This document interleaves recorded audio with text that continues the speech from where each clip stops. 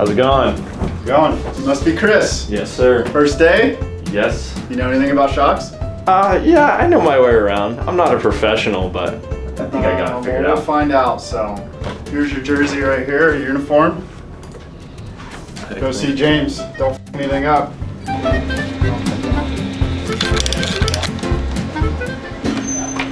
Yo, who's James? I'm Christopher. James. They said you're gonna show me the ropes here. Yeah, then I do some shocks. Yeah, I'm pretty familiar, but yeah, we'll see if you can teach me Pretty something. familiar with the product? Yeah, but we'll see. There's some Polvoorde shocks over there. You can go grab those, get started on those. All right, I'll get them. Cool.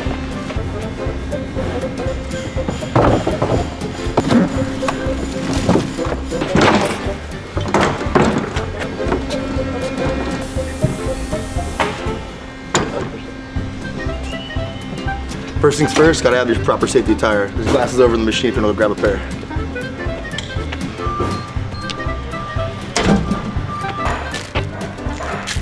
Kobe. All right, what are we doing? You know what you're doing? Go ahead and count these adjusters. I'm gonna pull up the spec sheet and we'll start uploading everything. Hey, you count those adjusters, right? What? Oh, dude, you gotta count those. That's what we're counting right now. We're counting the adjuster settings so we know what to set them back to. Okay. Thought you knew what you were doing, man. Hey, you know what, bro? Never mind. Just go ahead and take it over to that lower vise and start cracking it open. All right, cool.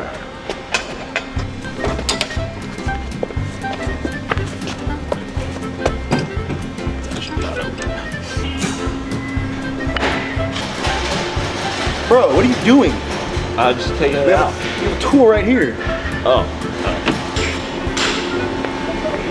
Oh, dude, the oil. Watch out. You're making a mess. Put it on the cart. Put it on the cart. Oh, man. I'm not cleaning that. Hey, man, I'm going to take a piss break real quick. I'll be back in 10. Hey, Bobby. Yeah, I don't think this new kid's going to cut it. Is it really that bad? I don't even think the kid can spell suspension, let alone work on some shocks. God, who hired him? I have no idea. He's a liability. We got to let him go. Send him in. I'll take care of it. Hey, I just saw Bobby in the bathroom. I think he wants to see you. What does he want? I don't know, dude. It's me. Okay, sweet. Okay. Boss's office, day one. Must be a raise. What's up, boss man? So I hear you don't know how to use a wrench out there. You came in saying you knew everything. No, that James guy, he doesn't know what he's doing. Yeah, well, it's not working out. You're not hacking it. You gotta go. All right.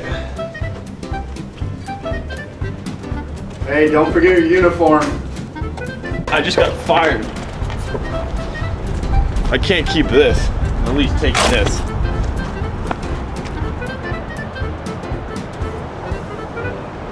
All right, so we've had some fun, but now we're gonna show you actually what goes down here at the Fox Motorsports side of things, where I send my race shocks off the all-wheel drive trophy truck every time after a race, and they fully go through them, break them down, inspect them, reassemble them, test them, and then ship them back to me.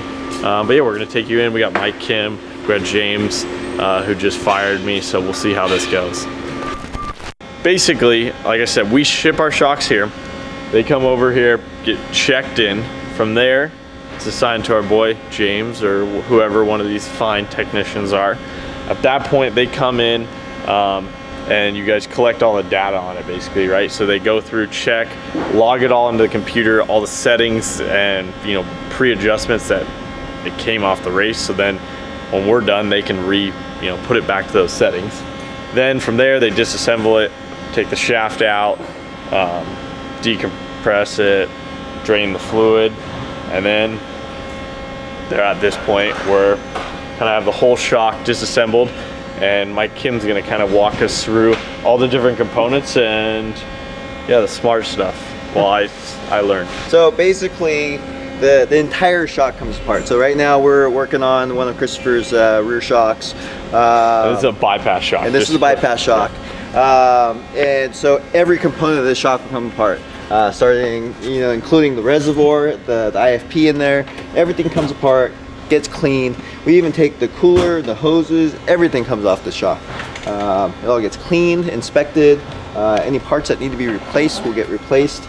And then everything gets put back together and goes on the dyno, especially being that this is a rad shock, meaning for us we have live valve on this shock as well as some new pistons that we ran at San Felipe. And so if we take a look over here, I'll show you the difference between the new piston that we ran.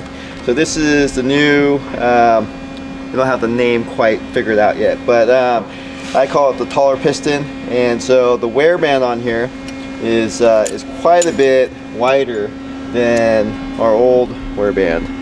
And basically what that does is it gives us more consistency between the zones. So before, when we would cross over a bypass tube, we would lose a little bit of damping as we're crossing over. So we would always kind of try to chase that by going a little stiffer on the valving, which then you kind of lose a little bit of comfort because you're trying to chase that bottom out control. So with the new piston, being that it's more consistent, we get the shock to be smoother and still have a lot of bottom out protection. And so is it more consistent because it's larger, so it's less flex? Or it's more consistent because, for one, it's as you're crossing over a bypass tube, it's covering the whole entire hole that you have for the bypass tube before it gets into the next zone. So you're not losing any damping while you're crossing over the tube. Basically, the way a shock makes damping is we're forcing oil through the shims on this piston, and the way the shims and the ports are set up is they only flow one way. So one side's going to be rebound, one side's going to be compression, and so based on the thickness of the shims, how many shims, etc., is how much damping that shock is going to make. Now, when we're talking about a bypass shock, as this piston is traveling in this zone here, the fluid is actually being bypassed around the piston. So in this zone, depending on these two tubes and the rebound tubes, it's going to be softer in this zone because we're bypassing around the piston and not having to force all the oil through the shims. As this piston crosses into the next zone, you can see where this tube ends. Before, we weren't covering the entire port before it would get into the next zone. So we would lose a little bit of damping right in that little bit.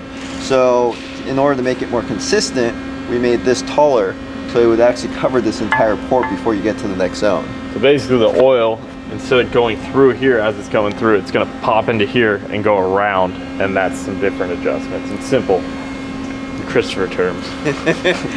Third grade terms. Softer, firmer. Yeah. But now our next step in the elusive, Rob Mack always comes in here and tells us, hey, I want my truck to be softer, but I want it to not bottom out, so I need it firmer. So he always wants softer but firmer. And so that's kind of what all of us always chase, is to make the truck as comfortable as possible, but be able to send it when you want it, right? So the next step for us is we're actually going to put some new pistons in the coilover. So we looked at different dyno from the data from the dyno, and by doing that, we've kind of narrowed down some things, and we make improvements as much as we can as we go. So we actually even go back and revisit some of our old designs. So we learned that we could make the flow better on the coilover piston, and so by doing that, we actually get a better ride, which then allows us to put even more valving into the bypass to make the bottom out better. So our next step for our next race is we're going to put some new pistons in, newer high flow piston, and that'll get us the elusive, softer but firmer. And so one thing, I think, correct me if I'm wrong, but we were the first people to race on this new. Yes. Right. So at San Felipe 250, we're currently rebuilding the shocks after San Felipe 250. We were the first ones to try that, and basically it went from theory for over the past couple months, right, to now we tested on it. I liked it, Mike liked it, more importantly, and then now we raced on it and we both loved it. Because at San Felipe, I mean, it's the roughest, and I truly believe we had probably the best working truck. You watch the videos, She goes fast. Also, you know, part of this rebuild process is, you know, Christopher is part of our RAD team, which, you know, basically pretty much all of our products here at Fox, including everything that goes out the door in OE, aftermarket, it's all proven on the race trucks first. So that's why we have our RAD program. So when a new part like this goes out to a race for the first time and comes back, we obviously want to go ahead and inspect it, make sure everything worked correctly and is wearing correctly before we start really releasing it into the public. I think we're good testers. We put everything through the worst. So as we're talking, we're moving over here. You said we run live valve, which is different than most. Give me the 5-second view of what live valve is for a third grader versus just your typical normal bypass. So a normal bypass, you set your settings to whatever ride quality that you want or bottom out quality that you want, and then you're basically stuck with it. Where a live valve, we actually have a computer and IMU that's constantly trying to keep the truck level, and it actually knows when we're cornering, braking, jumping. The truck knows everything. It's constantly just trying to keep us level. So even when we jump those big jumps out of KOH, yep. The truck instantly gets stiffer to get ready for landing. And so that's what live valve does, is we incorporate it into our bypass tubes so that we can have a truck that's not only good in just one spot, but good in pretty much the whole race course, right? Yeah, so we're able to adjust it, but then also at the same time, the truck itself is adjusting to our different scenarios versus just kind of, sometimes back in the day you would hop in a truck, start the race, and you're like, man, we missed the setup. And it's just like, violent, or it's too soft, or it's too stiff, and you deal with it for the next 8 hours. We got a lot better. That didn't happen because we test and whatnot, but that's, now, there, like if there's something, or we're in a certain terrain, we're in rocks going slower, Mike's literally able to throw it, okay, let's try algorithm setting 5 and adjust it, which I think we could jump into showing kind of what some of the different stuff is that's maybe moving around a little. I don't know. What do you want to show her now? We can't show that, huh? Yeah, we won't get into the details of it, but third grade view. But the bypass valve itself is very similar to the normal bypass valve. It's just we're able to put pressure behind it and change the characteristic of how it damps the shock, or damps the ride. But what's really neat is we don't have to adjust it in the truck. The truck just kind of knows and does its adjustments. We're making multiple adjustments per second. What we are doing in the truck when we pick a different program is we either start from this range versus this range. So we can set it up so that, let's say mode 1 is Chris can drink a coffee while he's driving down the Baja 1000, or we put it in 5 and we're trying to catch Luke for a couple seconds at the end of the race. So right here is the piston with the shim stack on it, and basically the way the oil flows is it comes through the ports. Ports open up at the bottom, and then it shoots it into these valve shims here. And basically these valve shims are flexing in order to let the fluid out through that port, and this is actually the rebound stack that we're looking at. And so as that shim opens, you'll see basically the oil comes flowing out through there, depending on how thick these shims are. So these are pretty thick because this is our rear shock. Our rear shock runs quite a bit of rebound valving. And so as that shim, the harder it is or the easier it is to bend that shim is how much damping you're going to make. So in simple terms,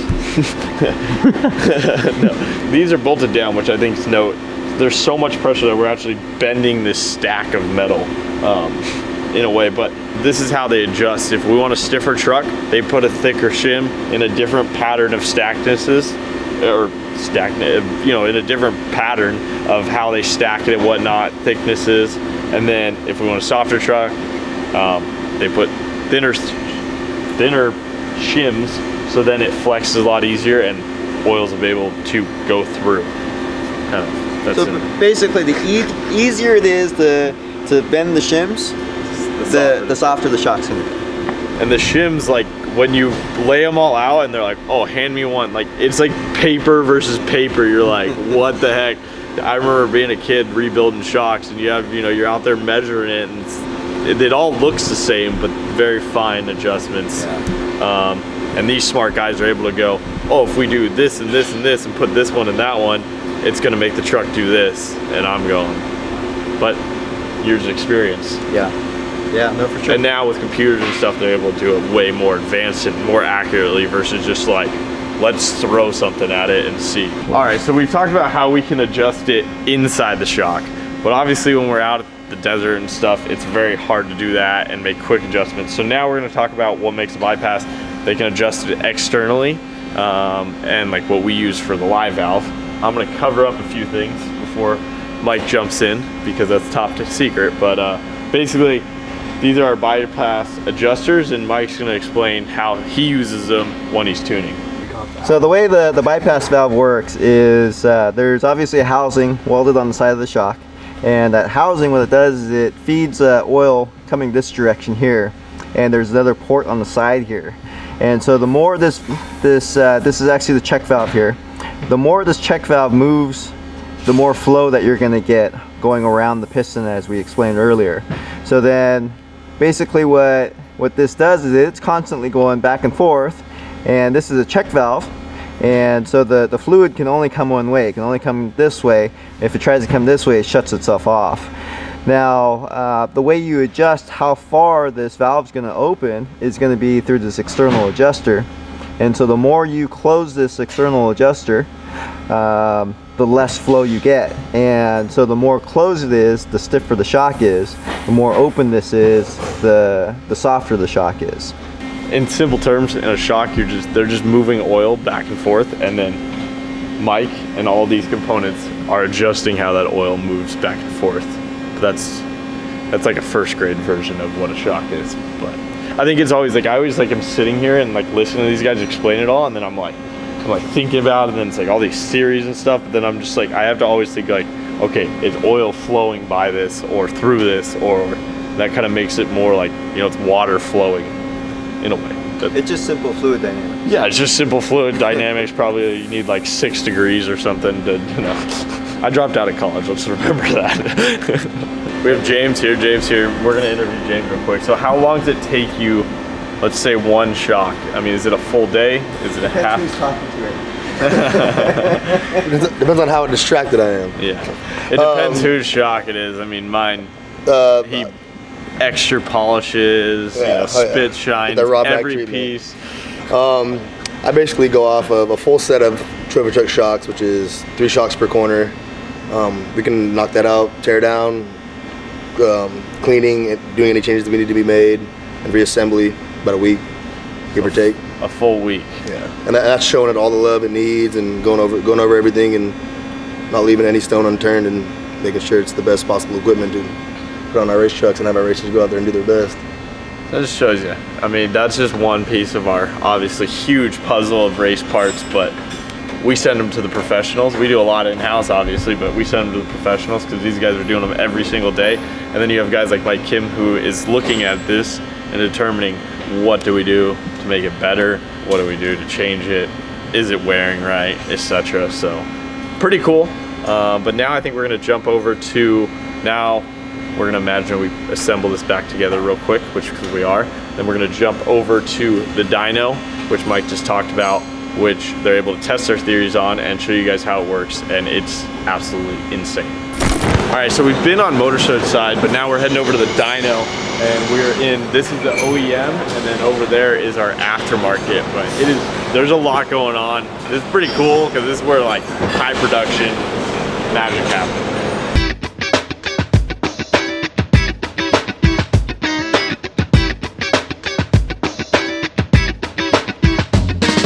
Now we're here in the dyno. These guys just rigged up the shock that we just built. But Mike's gonna tell you a little bit of things. This is the largest dyno in the world, I believe, for shocks. So for our rad guys, which basically lead our development side of things, we want to make sure that the shock is working correctly after it gets put back together before it actually goes on the truck. One of the main benefits of having this dyno, which basically we can run a shock 16 inches of travel, 400 inches a second, which is mind-blowing if you think of how fast that is. So we can run our test. So if we come up with a theory, a part that we want to try on the truck, instead of wasting a bunch of test miles and things like that, we can actually run it on the dyno first, make sure our theories prove out, and then put it in the shop, put it on the truck, and then go test it in the dirt to validate it. Pretty exciting. So let's see this thing happen. Let's see, 400 inches a second. So just think of, that's a lot of inches a second. It's a blink of an eye. We'll fire this thing up.